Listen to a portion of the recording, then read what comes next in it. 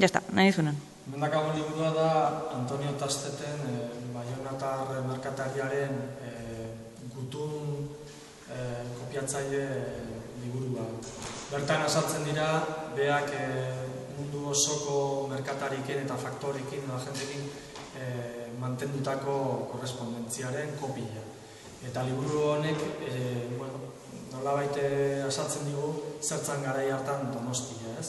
Donostia zen, merkataritza portu garrantzitsu bat, munduko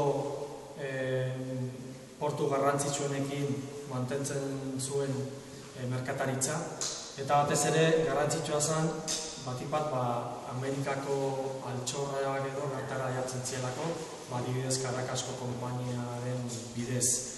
Antonio Tastet egon zen garai honetan, hemen Gipuzkoan eta batez ere Donostian gertatutako gertakari garrantzitsuenetan, bai matxinaren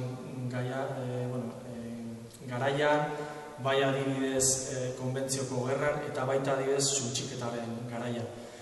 Hain zuzen ere, bea eta bere anaia Fermin Tastet, Londresen bankaria zana, bile jarri zuten dirua Donostiako hiriburua berriro ikitzeko, 1813 urteetan.